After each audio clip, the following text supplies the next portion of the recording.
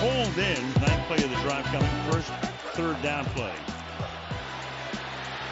Duvernay takes it. Into the end zone he goes. Devin Duvernay running it in. Oh, Baltimore Ravens beat the Bucs last night. It's Devin Duvernay on an end-around touchdown. Look at my hair is all crazy. I didn't sleep in. You slept in. Shut the fuck up. Don't worry about it. This is interesting to see. Your daily sports podcast, news, narratives, takes, gambling. A little late on your football Friday. I don't care. I'm here to do the best show that I can do, and you're here to drink your coffee and not spill it on your way to work. Why don't you worry about your own game? Plenty there to keep you busy. Utah beats Wazoo last night. Little college football action. Tom Brady falls to 3-5 after 8 games in his career, which is fascinating because a bit of breaking news yesterday. Bit of breaking news. If we're scrolling and we're scrolling and we're scrolling, a new report published by somebody indicates that Gisele Bündchen has given Tom Brady an ultimatum. What is that ultimatum, you ask? Well, let's click on Pro Football Talk and let's find out. Retire or she's gone for good. This is according to a report from Us Weekly, or is it US Weekly? I don't know. I don't read that kind of garbage. But I said he would retire in the middle of the season. I said, you were all there. You were all there. I said he would do that, which would be one of the greatest calls of all time. Of all time. We're not going to be there. There was also a murder last night on the internet. Dan Orlovsky, who was a quarterback for the Lions, who famously was the quarterback of the 0-16 team, which is hilarious. He's now a commentator at ESPN, often made fun of by non-mainstream media, we'll say that, for his... He wrote a blog or an essay or something about how not to be tempted by other women that you're around other than your wife, and it kind of seems like he just wants to bang every chick he's around, so it's kind of a weird thing. Anyway, on the internet last night, people were talking on Twitter. This guy named Chris replies to a Dan Orlovsky tweet and says, Twitch and just search for Prime Video. Go to Twitch and search for Prime Video so you can watch the game. And Dan Orlovsky says, WTH, what the hell, loser? What the hell is Twitch? And Twitch replies to Dan Orlovsky, what the hell is this? And it shows a picture of him running out of the back of the end zone for his safety. Essentially, unanimously, the worst play in the history of professional football. Orlovsky will never be remembered for anything else. Which is fair. It's the worst play you've ever seen. What happened was he was, it's like 1st and 10 or 2nd and 10 or something from like the 1 or 2 yard line, and he dropped back to pass, and he just kept dropping, and then he kept dropping, and then he kept dropping, and then he kept dropping, and then he ran out of the back of the end zone, and then he kept playing as if he didn't run out of the back of the end zone. And then Twitch reminded him of that last night, which I find to be awesome and hysterical. Let's check in with professional basketball. Ben Simmons, remember how to shoot the ball. Let's watch this. This is hilarious. So that's not Ben Simmons. He's in here somewhere. Watch. That's Ben Simmons. This is what's called a layup. You can call it a finger roll. Look how close he is. This is not some sort of super hoop. This is the same size as the court at your local Y. And he airballed it. He's just gonna make. Did you hear the boos? Here, listen closely for the after the air ball. Listen closely. Listen closely. Simmons, it's an air ball. Ooh. Oh, brother Benjamin, stop sucking. The Vancouver Canucks had expectations this year in the NHL. They are off to a very slow start. I think they lost all 4 or 5 of their first 4 or 5 games. They had a great run at the end of last year. They're trying to build on that. This year, there's a strip club in Vancouver. And the strip club says, Canucks drink free after you win one. A couple of people out there are down bad. Down tremendous. I didn't do my hair this morning. Make fun of me in the comments. I don't give a shit. Let's get to football. It's Football Friday. Do we have any other news I want to get to? Yesterday began a day of 28 consecutive days with football in the year of our Lord. The next day without a football game will be the Wednesday before Thanksgiving, after which we have more football. If you like watching college football on Tuesdays. I don't. I personally need a minute. But that's because I don't get a rush from gambling. Some of you do, and that's good. Good for you. Look at that. There's the calendar. 28 days. With football, let's start it right now. Let's start in college football. Last night, Utah beat Wazoo. North Carolina State, they beat Virginia Tech barely. North Carolina State has a really good quarterback. He got hurt really bad, and since then, they're just kind of white-knuckling their way through the season. East Carolina's at BYU. Remember when BYU played at East Carolina? They were both undefeated during the COVID year. They wanted to prove that they were the big boys, and Zach Wilson was good. BYU lost East Carolina by like one possession. Well, now that East Carolina's got to pay the piper. Big noon kickoff. Got some good games to start the weekend. I love when the noon games are good. Ohio State and Penn State should be interesting. I think someone on Reddit made a thread of exactly how the game will go. I'm going to try to look for that real quick. I forgot about that. Holy shit, it was hilarious. It was exactly how the game is going to go. The thing that you really love about the Big Ten is that the games are predictable. In the SEC, every now and then, Kentucky can kick someone's ass. But in the Big Ten, they're exactly what you thought they'd be, which to me is just, in these uncertain times, it's just nice to have somebody out there that cares about you enough to stay the same. When you're going through changes, when life is difficult, it's nice to have somebody out there understand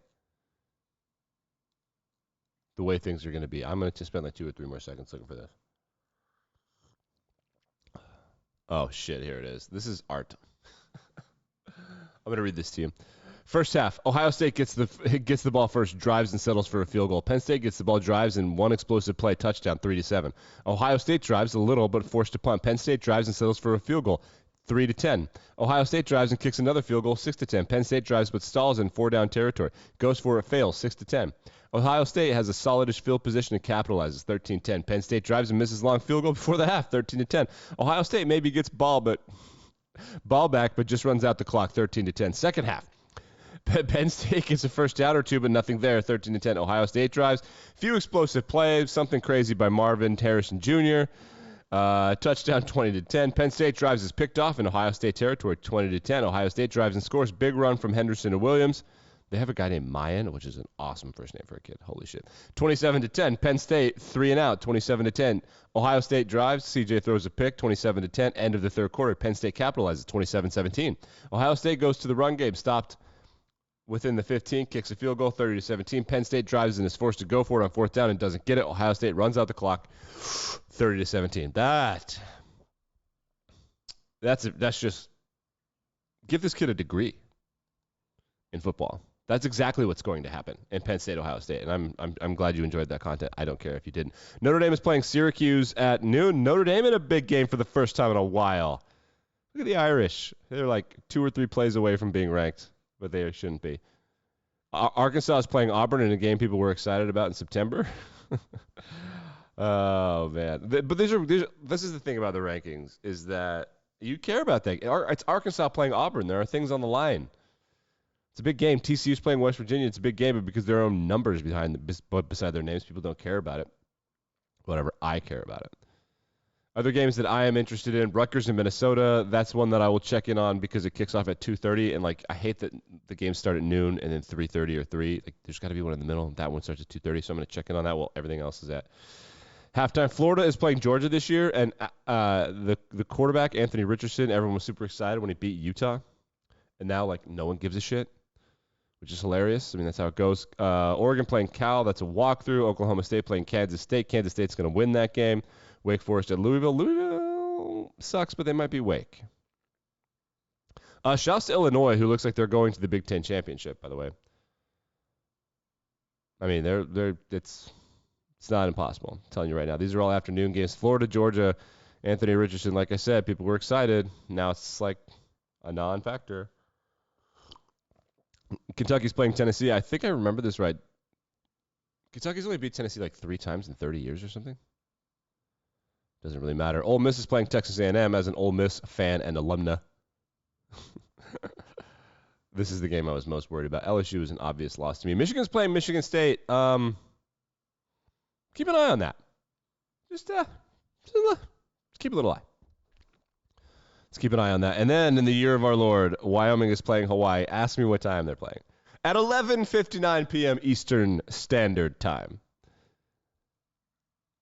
Shouts to the Pokes for going to the Big Island. I think it's on Oahu.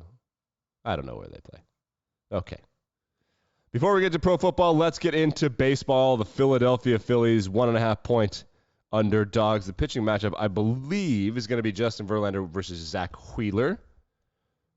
Game starts tonight at 8:03 p.m. And I told you, if the Astros don't win both games in Houston, the Phillies are going to win the World Series. The Astros cheated at baseball. And then the town, who are full of, like Philadelphia are America's white blood cells. It's just a bunch of people that suspect everything is bullshit. And their job is to go around and find the bullshit and kill it. And the team that cheated is going there for the first time since they cheated. And what's on the line is everything. They have to win both.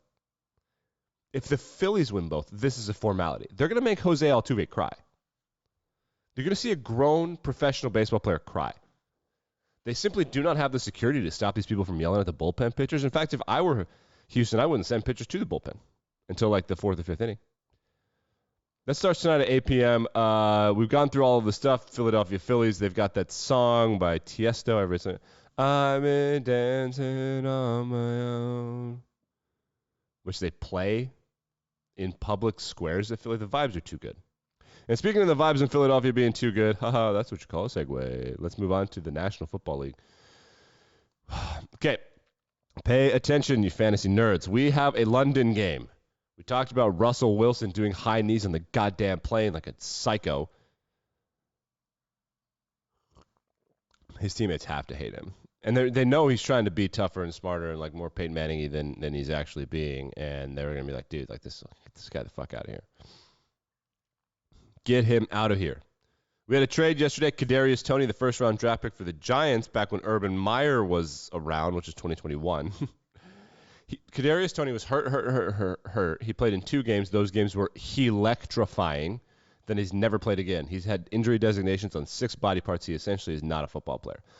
Regardless, the Kansas City Chiefs traded a 3rd and 6th-round pick for him. So we'll see. I don't think anything's going to come of that, but whatever. The Broncos play the Jags in London at 9:30 a.m. in Tottenham Hotspur Stadium. Spurs are on the road. Spurs are lost their form of late, actually. We have a Premier League update down the road. You like that sip of coffee? Yeah, the over-under in the Jags and Broncos game cannot possibly be low enough. And on that note, I would like to apologize. I said the over-under last night was going to hit. And then Tom Brady tried to be sassy and come from behind and beat the Ravens. Fucking asshole, just retire. Graduate, dude. I'm going to keep saying that. Graduate. What do you say? Whenever I say Tom Brady, I want all of my listeners in this show to be like, graduate. Big games that I'm paying attention to this weekend, Steelers and Eagles, just because I like when the Steelers get their ass kicked. It's not really important. I just like when the Steelers get their ass kicked. I find that hilarious. Weirdly, the biggest game of the weekend for me is Patriots-Jets. The Jets have 1 loss on the season. The Patriots have a weird pseudo-quarterback controversy. This is like, if the Jets win this game, the Bills have legit competition for the division. Everyone's going to look at the game and be like, yeah, the Bills are significantly better. Yeah, no argument here. But the data say they're the same. Ish. Rams are playing the 49ers. Nobody knows what to make of this. The Rams are falling off the face of the fucking earth. They tried to trade for Christian McCaffrey, but they got outbid by the 49ers, all of which, so both of these guys could go below 500, which is just, it's honestly something else. Matt Ryan has been benched, and now Carson Wentz, who is on the Commanders, is going to watch his backup play his 3rd-string quarterback from last year. Yep. So Carson Wentz is on the Colts. He's now on the Commanders. Well, now he's hurt. His replacement, Matt Ryan, is old and has been benched. And they didn't just bench him. They said they benched him for the remainder of the year. What the fuck? They owe him so much money. And it's guaranteed. He's literally an MVP of the league. It's all guaranteed. So let's watch that clusterfuck at 4:25. That's going to be amazing. The Lions are playing the Dolphins in the game that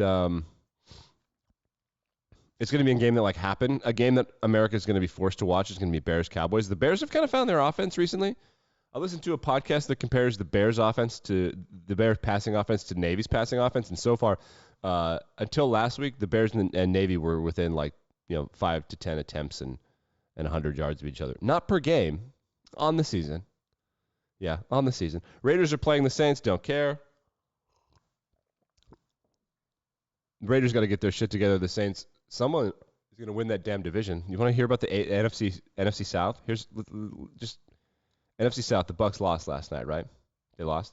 Yeah, they're in second place of their division. If the Falcons lose to the Panthers are going to be first place in the NFC South. The Panthers are going to be first place in the NFC South. They are on their fourth string quarterback. They're fourth. They are on their fourth string quarterback. They have 4 fucking quarterbacks. That's the guy that's playing. He is like 5'8", and he played in the XFL. The Falcons have Marcus Mariota. Last week, they passed the ball 7 times after being down by 2 scores. Did you hear that? So they literally didn't even give a shit. They were not trying to win. The Saints are playing the Raiders. So if the Saints and the Panthers win, all 4 teams, the goddamn division, are going to be 3-5. You know what? I want the Panthers, and what would be the funniest fucking thing ever is if the Panthers have all these players and they're trying to tank and get some draft picks. I'm whispering. What if they accidentally won 7 games and then they have to pick like 12 and they miss out on Bryce Young or CJ Stroud? Whoa. The Seahawks with Geno Smith are in first place in their division. The Seahawks have super winnable games, bro. Seattle's got New York in Seattle. New York's been a hotter team than you'd think lately, but they have to go to Seattle. All right, let's get some numbers here. All right, let's do some data. The Jags are favored by 2.5 over Denver. Smash. They're definitely going to win by more than 2.5. The Cowboys are favored by 10 over the Bears. Stay away from that one. No, thank you. The Saints are 1.5-point underdogs at home against the Raiders. Stay away. The Falcons are 4-point favorites against the Panthers. Smash the Panthers. Smash them. That's the best bet. Click. Best bet. Watch this. Bet slip. Bam. Wait. Should I zoom out because I'm blind? Bam. There you go. Panthers. Best bet. Eagles. The spread cannot possibly be high enough. I don't care what it is. Lions 3.5-point underdogs at home. They have not been great against the spread lately, but that's because Vegas has been slipping them some respect. No. I say no. The Vikings, which people are forgetting about, are playing the Cardinals. The Vikings might end up being one of the best teams in the NFL when the records settle. Vikings are going to cover against the Cardinals. And honestly, hold up. Let's just really quick while I have you. Oh, fuck. Vegas figured it out. God damn it. Vikings plus 1,600 to win the Super Bowl. Yeah, I love that. All right. It's like they're pros. All right. I thought I was going to pull the wool over someone's eyes. No. Whoa. The Patriots and the Titans are road favorites against the Jets and the Texans, respectively. See that? You hear that comma in there? Huh. I don't care that the show is late today. I simply want to do a good show. And the Sunday night game, we'll talk to that right now. I don't like either of those bets. I think that the Rams are going to lose, so I'm going to bet on the Niners outright. So here are the bets. If you're going to bet with me, I would bet Panthers to cover, Lions to cover, Eagles to cover, and Rams to lose. Wait, did I click Rams? No. Get the fuck out of here. Rams to lose. The Sunday night game is going to be a massacre. We're going to watch a human being's career fall off the face of a cliff. The Green Bay football Packers are heading to Buffalo, who's coming off of a bye. Green Bay can't score touchdowns. They can't score. They're playing the greatest quarterback play in the history of the sport right now in Josh Allen. It's going to be death. And it's going to be amazing. And we're all going to watch it. And we're going to love it. Unless you love Aaron Rodgers, in which case I feel bad for you. They should trade him. They should trade him to Denver. Or somewhere. They should trade him. It's time. It's time, guys. It's time. Like, rate, review, subscribe. My bad for being late. Why don't you worry about your own game? Lay it there to keep you busy. Football Friday. See you Monday.